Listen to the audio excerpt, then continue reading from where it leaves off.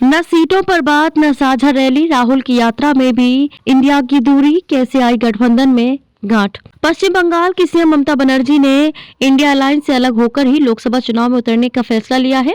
उनके अलावा पंजाब में आम आदमी पार्टी भी सभी 13 सीटों पर कैंडिडेट उतारने की बात कर रही है। इसके अलावा ममता दीदी के तेवर दिखाने पर आदित्य ठाकरे का कहना है कि वह शेरनी है। उनके इस बयान के भी निहितार्थ निकाले जा रहे हैं। इस तरह इंडिया अलायंस चुनाव के आगाज से पहले ही अलग अलग सुर दिखाते हुए बढ़ता नजर आ रहा है। सीट शेयरिंग के अलावा साझा रैलियों का जो प्लान था वह भी कठाई में पड़ गया है। इसकी बानगी बुधवार को कर्पूरी ठाकुर की जन्म शताब्दी पर देखने को मिली। पटना में जेडीयू का कर्पूरी जयंती पर आयोजन था, जिसमें सीएम नीतीश कुमार मुख्य अतिथि के तौर पर शामिल हुए। इसके अलावा आरजेडी की भी अलग ही रैली थी, जिसमें लालू और तेजस्वी मौजूद थे। ऐसे में राजनीतिक विश्लेषक सवाल उठा रहे हैं कि जब कर्पूरी जैसे समाजवादी नेता की जयंती पर भी विपक्ष के नेता एकजुट नहीं है, तो फिर साझा रैलियों के कार्यक्रम का क्या होगा। खास बात यह है कि पीएम नरेंद्र मोदी आज से बुलंदशहर में रैली के साथ ही चुनाव अभियान का औपचारिक आगाज कर रहे हैं। इससे पहले वे साउथ इंडिया, महाराष्ट्र और गुजरात के दौरे कर ही चुके हैं।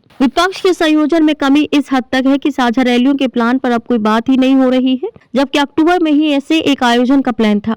विपक्ष की भोपाल में मध्य प्रदेश चुनाव से पहले ही एक संयुक्त रैली की जानी थी, जिस पर कमलनाथ ने ब्रेक लगा दिया था। अब इस बारे में कोई चर्चा तक नहीं हो रही है और सीट शेयरिंग के नाम पर कुनवा बिखरने लगा है। वह संकट अलग है। ममता बनर्जी ने तो अकेले चुनाव लड़ने का ऐलान करते हुए सीट शेयरिंग की समस्या बताई, तो समन्वय की कमी का भी जिक्र किया। उन्होंने साफ कहा कि राहुल गांधी की यात्रा बंगाल पहुँचने वाली है, लेकिन उन्हें इसके बारे में कोई जानकारी ही नहीं दी गयी। आपको बता दें कि राहुल गांधी के नेतृत्व में चल रही कांग्रेस की भारत जोड़ो न्याय यात्रा आज बंगाल पहुंच जाएगी और अगले कुछ दिनों में इसकी बिहार में एंट्री होगी। फिर भी अब तक बंगाल में टीएमसी और बिहार में आरजेडी एवं जेडीयू को साथ नहीं लिया गया है।